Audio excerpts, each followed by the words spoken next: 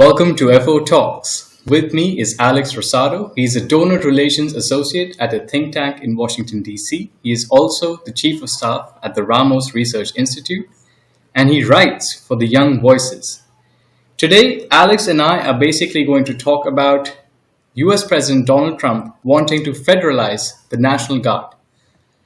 Alex, we have a very global audience at Fair Observer. Can you give a small idea as to what is the National Guard, who controls them, is it the state or is it the federal government? What is President Donald Trump trying to do with it? And what does federalizing the National Guard really mean? Well, first off, thank you so much for having me on the program to talk about a very timely subject in U.S. politics right now, which is the National Guard being deployed to 6 different cities across America right now. And to start off with the latter part of your question, what does it mean when the president federalizes a state's National Guard?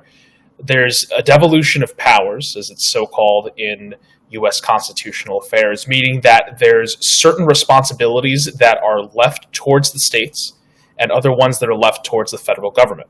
That is the fundamental principle of the 10th Amendment. And a lot of these concerns, a lot of these arguments, and a lot of these legal opinions are going around this certain idea that some ideas and principles are left towards the states and some are more towards the federal government. So when a president federalizes a state's National Guard, which are troops that are specifically used for the entity and domain of a certain state and jurisdiction, these Guard troops are transferred upwards towards federal control and are no longer under the state's control. So they serve under the U.S. military chain of command. They take their orders from them and other officials such as the Secretary of Defense and the United States President, meaning that their mission, their pay, and their benefits come from federally directed orders and also funding as well. They're subject to military federal laws, and this is an act that will come up multiple times in our discussion, the Posse Comitis Act, which restricts their direct involvement in civilian law enforcement unless there's a specific provision or order that makes it so that it's feasible. And the president can order the Guard into federal service without the governor's consent, so as long as another act, which is called the Insurrection Act, is in place and invoked, which has not been done yet in this circumstance. So in which states and which cities exactly? You said 6 cities. Which ones are there where the National Guard has been deployed and why? I think it's fundamental to start off with the why deploy the National Guard as opposed to leaving it up to the states, the municipalities, and the localities themselves. President Trump, through his first term and even up to the advent of his second term when he was campaigning, was running on law and order. And he specifically saw that in many cities, such as Chicago, Illinois, such as Los Angeles in California, such as Portland and Oregon, these were cities that were under dire stress because local leaders and officials had failed them. And they failed them in multiple aspects, the first of which is the beautification of American cities, which a lot of these office holders haven't upheld to the highest standards. And by that meaning that the quality of life for their citizens, their inhabitants, and their residents hasn't been up to snuff as to where it should be. There's a homelessness crisis, particularly within the city of Portland, Oregon. According to the Point in Time Count, which is an annual survey of homelessness that happens within the Portland area, it increased by 29% from 2022 to 2023. And this survey has to be done for federal funding as well. So these statistics have to be honest. They have to have accountability for what's happening in their streets. But also, you saw that with this survey in March of 2025, the Portland area had the highest unsheltered homeless rate in history, with about 15,000 people living unsheltered. Homeless deaths also in the county that encompasses Portland has risen to about 450 people in 2023, quadrupled since 2019. So you're having these problems with the quality of life, living standards, and it's duplicated also by other issues that local officials haven't been able to solve, such as affordable housing and drug problems as well that rampage through some of these city streets. You're seeing that especially within Los Angeles, According to the Substance Abuse Prevention and Control Program, it's something also that they have to run to secure federal funding. You saw that fentanyl was widely abused within Los Angeles residents. It accounted for about 52% of all drug overdoses in that county last year alone. About 2 million people are using these substances in an unhealthy way, and about 1.5 million of them need some sort of treatment. Toxicology reports, too, are saying that methamphetamines make up about 41% of people's bloodstreams that they're finding it in post-death. So there's a lot of different problems that you're having in terms of not only having high quality of life and low quality of life at that, but trying to strike the balance of having certain freedoms while also preventing crime.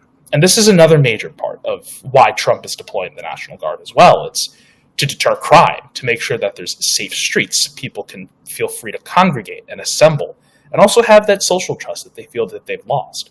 Particularly within Washington, D.C., this was the rationale for President Trump sending in the National Guard all the way back a couple months ago. And this was the first out of all of the major cities that he's done so. So this is the one where we have the most data on. According to the RIT Center for Public Safety Initiatives, just last year, Washington, D.C. had a homicide rate of about 27.3 out of 100,000 citizens, which makes it the fourth highest in the U.S. D.C. had the highest lethality of crimes compared to other major cities, and there was a 38% rise year over year from 2018 to 2024. And D.C. also has bad carjacking problems, domestic battery problems, assault problems, specifically within certain pockets. So the National Guard isn't just going there to make sure that those specific sectors of a city are being safe and deterred from crime and these bad behaviors and policies, but also making sure that this standard of justice and equal living can apply to everyone because they need security. And this is the precursor for the freedoms that will arise from it as well. So you're seeing this in places such as Chicago, in Illinois, Los Angeles, California, in Memphis, Tennessee, in Portland, Oregon, and those are the real main ones as of right now. Potentially it could expand. Elon Musk yesterday on Twitter, who was a former senior advisor to President Trump, said that the National Guard ought to be deployed to San Francisco as well because they, much like Los Angeles, has a bad drug problem, and it's worsening the lives of many citizens, and people's approvals of those leaders are shrinking and plunging at gigantic rates. In Chicago, Mayor Brandon Johnson had a 14% approval rating earlier this year, all the way back in February, to which he's rebounded somewhat to about 26%, so you have to give credit where credit's due, but still absolutely terrible rates. You're seeing, too, that in Memphis, Tennessee, the mayor, Paul Young, has about a 28% approval rating, in part because he hasn't been able to be accountable and solve the situations that are plaguing everyday commoners. So you're seeing that this is not just a referendum on poor leadership, but this is something that is going to lay the foundation for broader freedoms, broader socioeconomic opportunities, and truly a place where crime is no longer seen as an alternative solution. It's going to be put to the wayside. Alex, as an outsider, as a non-American, it looks like the National Guard is being deployed to largely blue states. That's Oregon is a blue state, California is a blue state, and Illinois is a blue state. But similar problems also exist in red states. For example, West Virginia, they have a high overdose and drug abuse problem. There's also Louisiana, where homicide rates are the highest in the United States. So is the National Guard also going to be federalized and deployed in Republican states? Or basically what I'm trying to get at is the Trump administration basically, weaponizing federal authority here against the Democratic states? No, I wouldn't believe that at all. And I think especially for the circumstances that were outlined within Washington, D.C., specifically, President Trump has the authority to mobilize the National Guard in that territory because it is a district. It's under federal control. And Muriel Bowser, who actually is part and running sort of the Metropolitan Police Department is been under fire, and there have been whistleblowers that have come out and saying that the police department under her tenure as mayor has finagled some of the statistics in terms of crime reporting data, in terms of ones that were supposed to show and demonstrate an illusion of public safety, but meanwhile the rates were about almost double from what they were reported, despite multiple officials saying that DC was at a 30-year crime low. That's not the case in terms of sexual battery and carjackings and assaults.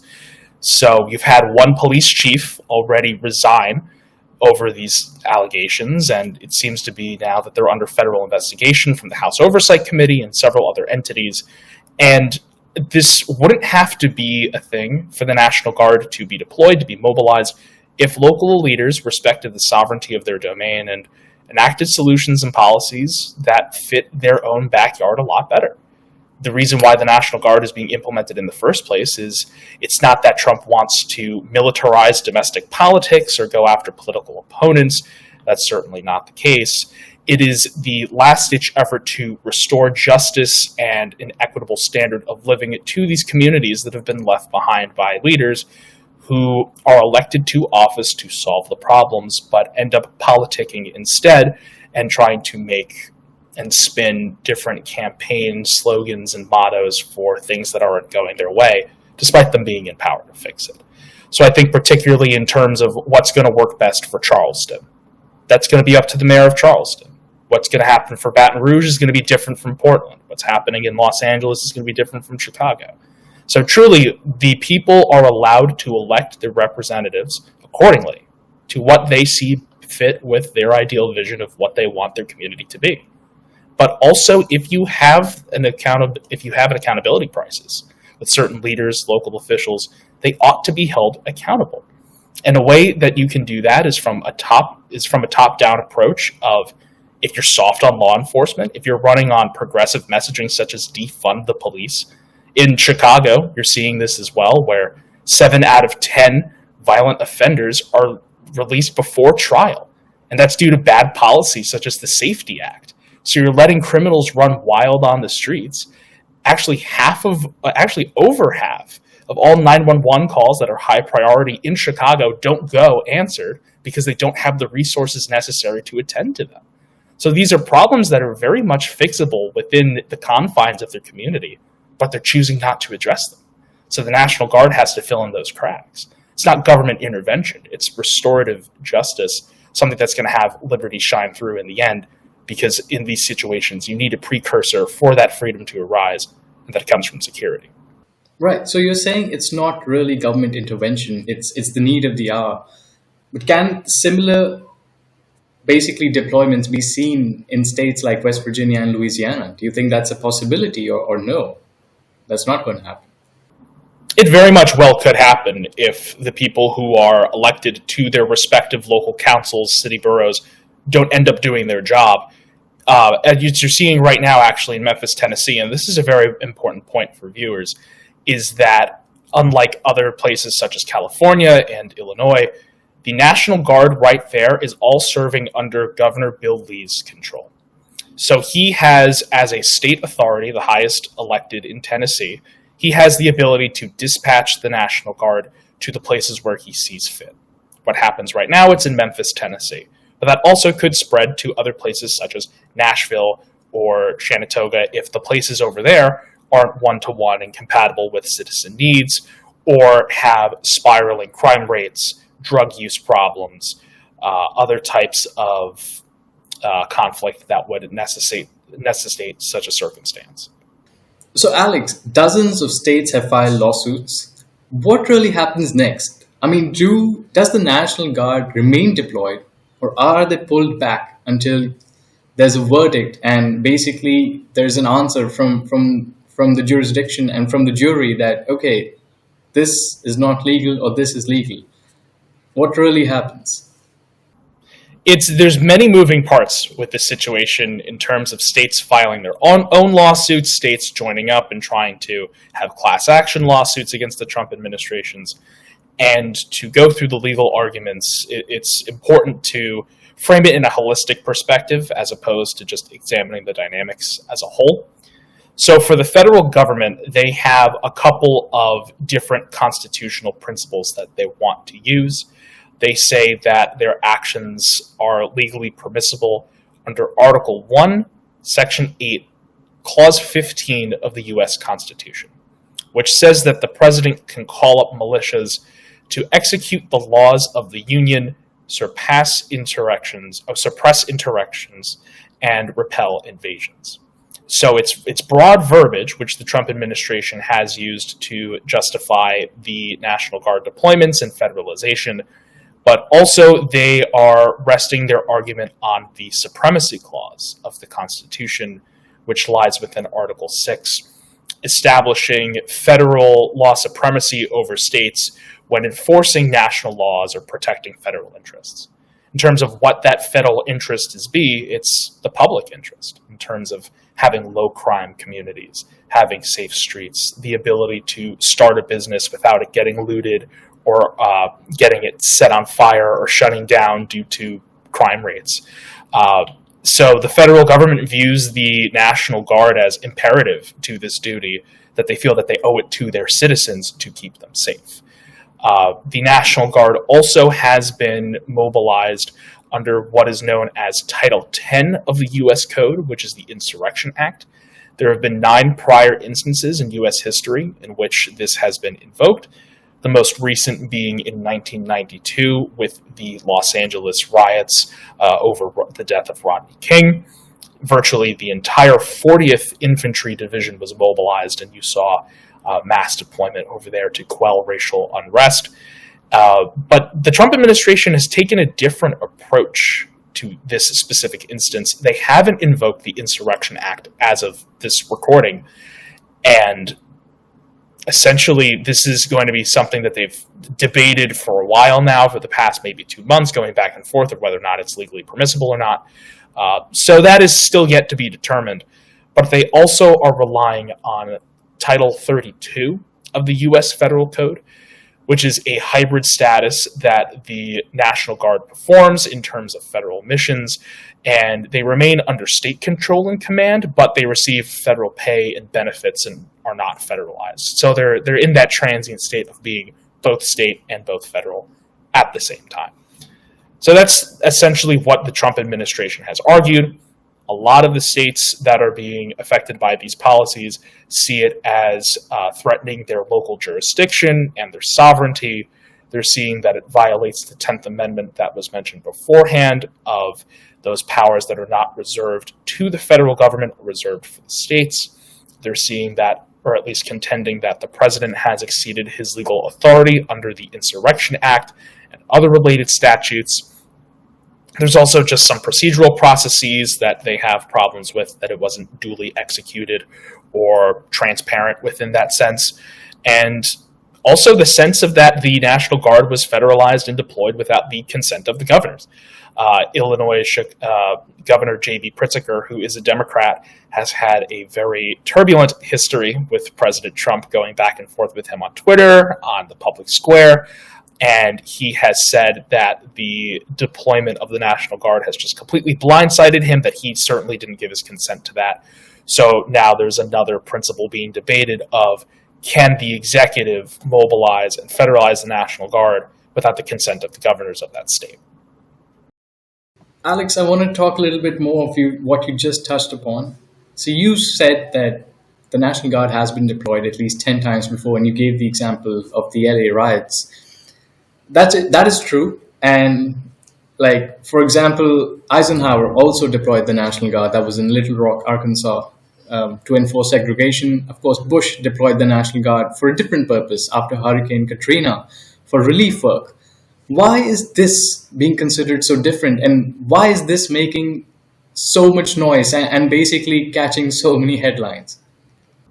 I think you spoke on 2 very potent examples with that. I'd like to start with the first of Eisenhower in Little Rock back in 1957. He sent in the National Guard to uphold the Supreme Court case of Brown v. Board of Education, which called for the desegregation of public schools. And the Arkansas governor was not willing to let that go through.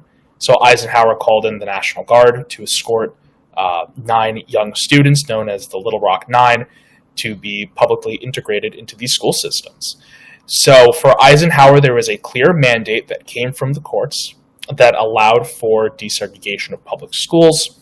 And in this case, he invoked the supremacy clause of saying, well, this is now the federal law of the land.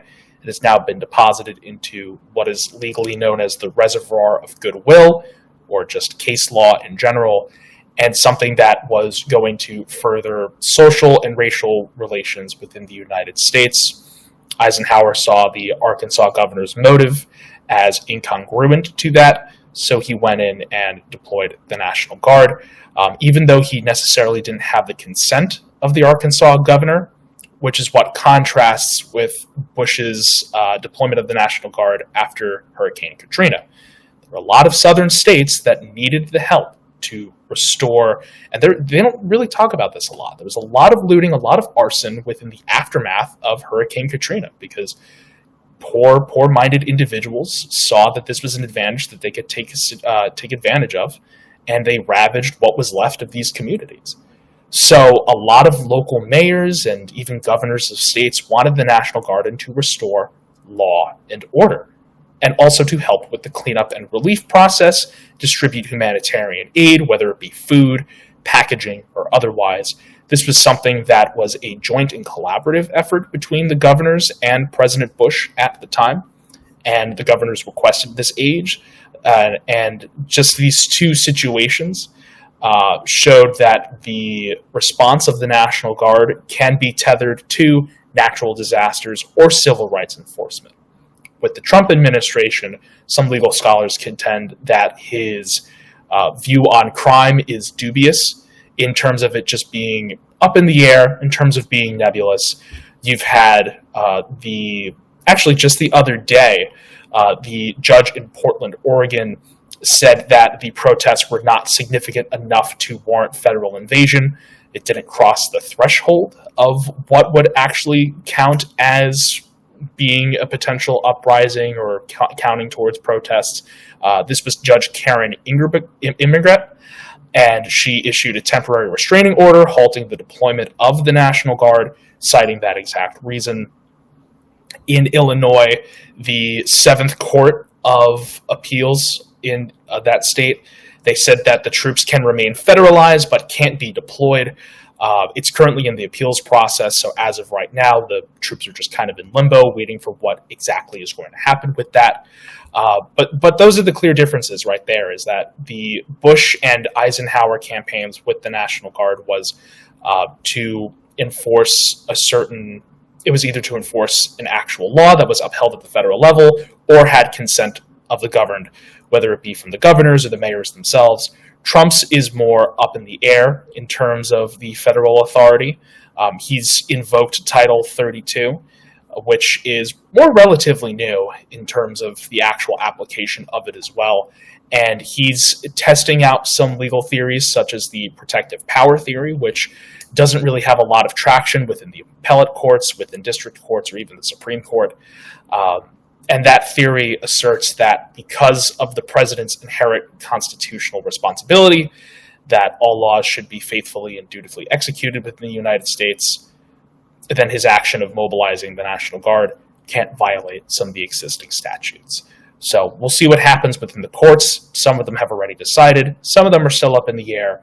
But overall, it's going to be a very interesting mixture of what this means for Title 10 of the U.S. Code, Title 32, and some of the other acts that have been cited, because a lot of them haven't been used beforehand, but also because it's going to define and narrow potentially the scope of what it means to constitute a National Guard deployment in the future.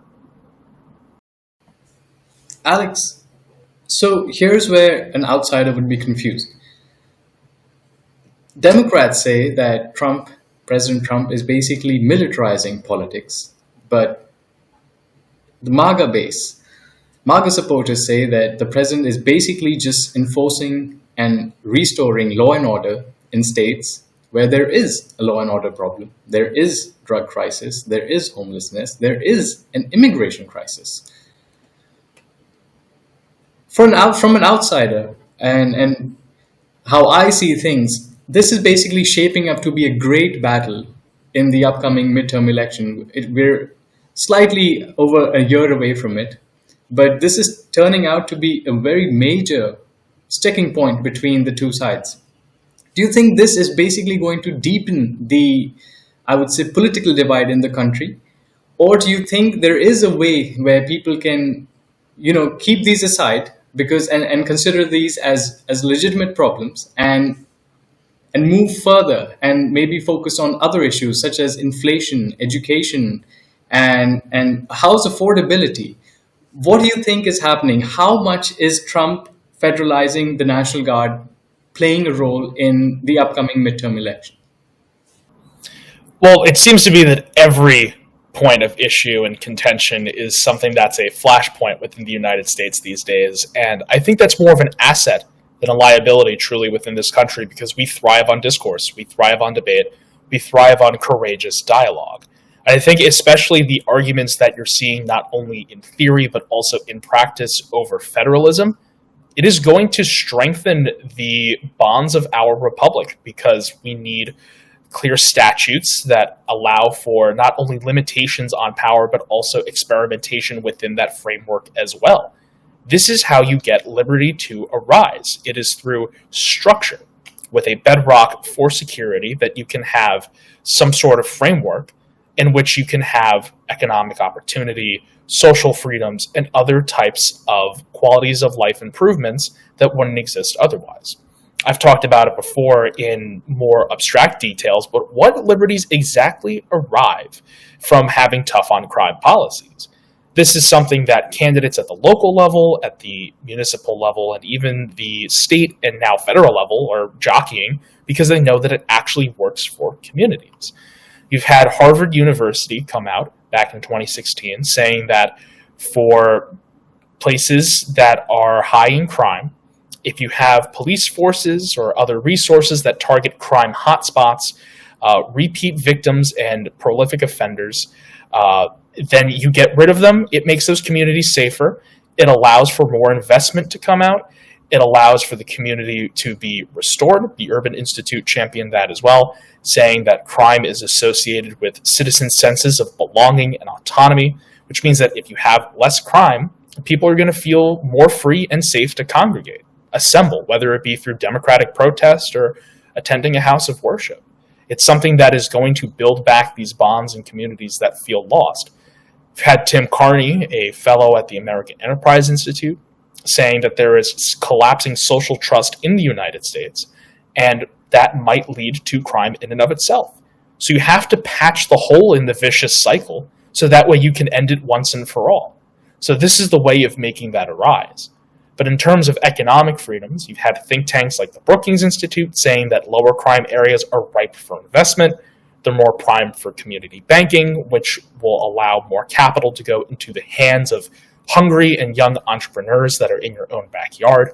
You've had the Department of Justice back in 2012 say that lower crime areas see less government spending, so that way they can actually stop depending on the benefits and entitlements that the government is giving them and have more claim and stake in the businesses and the economic enterprise that lies within their feet. And you're also seeing, too, from Marshall University, they came out about a decade ago and said that lower crime areas boost economic activity and output. Something that's going to work for the average person. And you mentioned this beforehand. Why aren't Americans talking about inflation or other types of socioeconomic stress that they deal with? And it's because, well, if you have good local solutions, if you have the devolution of powers as spoken beforehand, then truly you're going to have some results that come out of it that are going to benefit the people. And you're seeing local candidates jockey this message too. You had just yesterday in Los Angeles, where Mayor Karen Bass hasn't been doing such a good job in terms of handling the National Guard and accounting for that drug problem that was mentioned beforehand among its citizens. You're having someone by the name of Austin Butner. He was the former Los Angeles schools chief. He decided yesterday to launch a primary challenge to Karen Bass for the mayorship of Los Angeles, and part of which was because she was soft on crime. She allowed drugs to rip through the streets and take away sons, daughters, mothers, fathers, and family members. that people will never see again. That it's very unfortunate that that's the case. But I think some in our local communities are finally starting to wake up to this fact that you need to be tough on crime, but you also can't have unnecessary government intervention when things aren't going right in your local community. It's about individual agency, it's about empowerment, and that is something that is going to come from the bottom up rather than top down. So, Alex, my final question to you is this. What happens next? I mean, do you think deploying the National Guard, is that a stopgap measure? Is that a long-term thing? Can it really solve these issues? Because I feel like a lot more needs to be done at the local level, as you've said. Of course, more reforms are needed. Active, I would say, deployment of police forces, especially to stop crime and drugs. But it's a lot more than just the National Guard. So what really needs to be done? And second, why is the deployment of National Guard being made into such a big deal if the data suggests that, yes, there are issues on the ground? Well, funnily enough, the former mayor of Chicago, Rahm Emanuel, once infamously spoke, "Never let a crisis go to waste." And that seems to be the mentality that a lot of Democratic politicians within the United States who run these major cities that are having these problems take to heart, is that even though the evidence suggests that, yes, the National Guard deployment is effective at curbing crime, at promoting public safety, of rising freedoms, like in places with Washington, D.C., that you're seeing this happen within its aftermath. To go through some of the statistics with you, within the first 3 weeks of that deployment, you saw no homicides within Washington, D.C. That was a record streak. The city hadn't seen that in decades. And compared to the same interval, this time last year, violent crimes dropped in half. You saw that violent crime was down about 27%. You saw significant decreases in robbery, about 32% drop.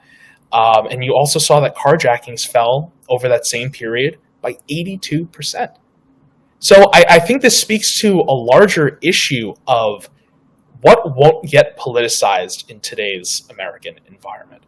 The answer truly is nothing. And I think instead of casting that as some sort of detriment to our society that we aren't able to have a conversation without it getting political, I think it's keen that we're having these discussions. I think it's fantastic that we're taking inventory of the world around us, whether it be at a local level or nationalizing issues. I think it's great that people are getting more civically engaged than ever beforehand. And especially this is something that is impacting the younger generation, such as myself. I'm 23 years old, and this is something that is truly going to be left up to the younger generation to champion the values that we deem fit to have the nation go into longevity.